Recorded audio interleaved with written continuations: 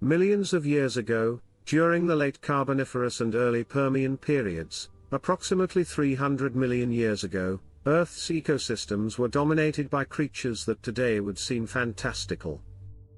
Among them were gigantic insects, some of which rivaled the size of small animals or even humans. Fossil evidence reveals examples such as Meganeura, a dragonfly-like insect with a wingspan of up to 2.5 feet, 75 centimeters, and Arthropleura, a millipede-like arthropod that stretched up to 8 feet, 2.4 meters. The question is, what allowed these prehistoric arthropods to grow so large, and why don't we see insects of similar size today?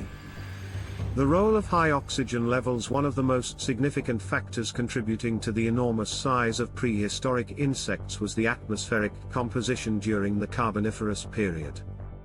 Oxygen levels in the Earth's atmosphere were at an all-time high, reaching about 35%, compared to today's 21%. Modern insects breathe through a network of tubes called tracheae, which transport oxygen directly to their tissues. Unlike mammals, insects lack lungs and circulatory systems that deliver oxygen throughout their bodies.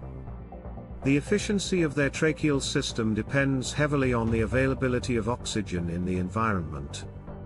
During the Carboniferous, the high oxygen concentration allowed insects' tracheal systems to support much larger bodies, enabling these creatures to reach astonishing sizes. Physiological implications of high oxygen levels. The higher oxygen levels not only supported larger body sizes but also influenced metabolic rates and energy use. With more oxygen readily available, prehistoric insects could sustain higher levels of activity without the risk of oxygen deprivation. This increased metabolic capacity likely allowed these insects to grow larger, reproduce more effectively, and dominate their ecological niches. Interestingly, modern experiments with elevated oxygen environments have shown that some insects, such as dragonflies, grow larger in higher oxygen conditions. These experiments provide a glimpse into how atmospheric oxygen directly impacts insect physiology. Absence of aerial predators. Another factor that allowed insects to grow so large was the lack of predators in the skies. Birds and bats, which are now the primary hunters of insects, had not yet evolved. With no significant competition or predation in the aerial domain, insects could dominate the skies without needing to prioritize agility or stealth. This lack of predation pressure removed an evolutionary constraint on size. Competition among insects. Although there were no birds or bats, competition among insects themselves might have played a role in driving the evolution of large sizes. Larger insects could have had advantages in territorial disputes, mating displays, or accessing resources like high tree canopies. This intra-species competition, combined with the absence of external predators, created an environment where larger body sizes were advantageous. Favorable climate, and abundant resources. The late Carboniferous period was characterized by a warm, humid climate and dense swampy forests. These conditions created an ecosystem with abundant vegetation, which served as food and shelter for giant insects.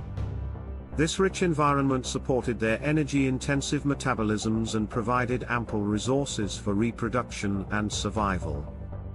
Additionally, the thick plant cover offered protection from ground-based predators. Ecosystem dynamics. The ecosystems of the Carboniferous were dominated by vast forests of primitive plants such as giant ferns, horsetails, and club mosses. These plants produced an immense amount of organic material, fueling a thriving ecosystem. The decomposition of this plant matter contributed to the high oxygen levels by trapping carbon in the form of coal deposits, preventing it from re-entering the atmosphere as carbon dioxide. This cycle of plant growth and carbon sequestration created a feedback loop that supported the flourishing of giant insects. Arthropod physiology and exoskeletons. Insects and other arthropods have exoskeletons made of chitin, which provide structural support and protection.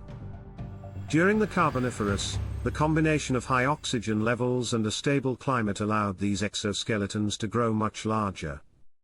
However, there were limits to how big an insect could get, as their exoskeletons needed to remain lightweight enough for movement and flight. The high atmospheric pressure of the time may have also contributed to the physical feasibility of larger sizes. Mechanical limitations of exoskeletons. As insects grow larger, their exoskeletons must become proportionally thicker to support their increased weight. However, this imposes mechanical and physiological constraints. Beyond a certain size, the exoskeleton would become too heavy and inflexible, limiting the insect's ability to move efficiently. The interplay between these mechanical limitations and environmental factors determined the maximum size of prehistoric insects. Decline in size. The changing world. The era of giant insects came to an end as Earth's environment changed dramatically. Several factors contributed to the decline in insect size over time. Oxygen levels dropped. During the Permian period, oxygen levels in the atmosphere began to decrease, eventually stabilizing closer to modern levels. As oxygen availability diminished, the tracheal systems of large insects could no longer sustain their massive bodies. Emergence of predators. The evolution of birds, bats, and other vertebrate predators introduced a new selective pressure. Smaller, more agile insects had a better chance of survival, as they could evade these fast and efficient hunters. Climate changes. The shift from the warm, humid conditions of the Carboniferous to cooler and drier climates made it harder for large insects to thrive. The reduced availability of food and shelter further limited their ability to grow and reproduce. Physical constraints. As insects rely on passive diffusion to transport oxygen, their tracheal systems become less efficient as body size increases. This physiological limitation meant that as oxygen levels dropped, smaller insects became more viable than their larger counterparts. Mass extinction events. The end of the Permian period was marked by the largest mass extinction event in Earth's history, known as the Permian-Triassic extinction event. This catastrophic event wiped out approximately 90% of marine species and 70% of terrestrial species. Giant insects, already struggling to adapt to declining oxygen levels and increasing predation, were among the casualties of this mass extinction. Modern relatives and lessons from the past. While today's insects are far smaller than their prehistoric ancestors, some species still hint at their giant lineage. The Goliath beetle, the Atlas moth, and giant stick insects are some of the largest insects alive today, though they pale in comparison to creatures like Meganeura. Evolutionary insights. Studying the rise and fall of giant insects offers valuable insights into the interplay between environmental conditions and evolutionary biology. It highlights how seemingly small changes in atmospheric composition can have profound effects on the size and diversity of life on Earth. These lessons are particularly relevant today, as human activities continue to alter the planet's climate and ecosystems. Could giant insects exist again? Theoretically, if atmospheric oxygen levels were to rise significantly, larger insects might once again become viable. However, modern ecosystems are vastly different from those of the Carboniferous period, with complex food webs and intense competition. It's unlikely that the dominance of large insects could be re-established in the presence of advanced predators like birds and mammals. Implications for future research. Understanding the conditions that allowed giant insects to thrive can inform research in fields such as ecology, climate science, and even engineering. For example, the mechanics of insect flight in high oxygen environments could inspire innovations in aeronautics. Additionally, studying how past ecosystems responded to changes in atmospheric composition can provide valuable clues for predicting the impacts of current environmental changes. Conclusion. The age of giant insects was a unique period in Earth's history, shaped by a perfect storm of environmental and ecological factors. High oxygen levels, abundant resources, and the absence of predators allowed these creatures to flourish.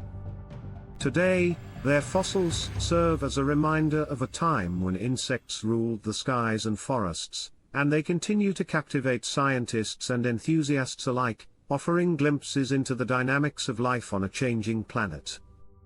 By studying these ancient giants, we gain a deeper appreciation for the intricate connections between life and the environment, as well as the resilience and adaptability of Earth's ecosystems.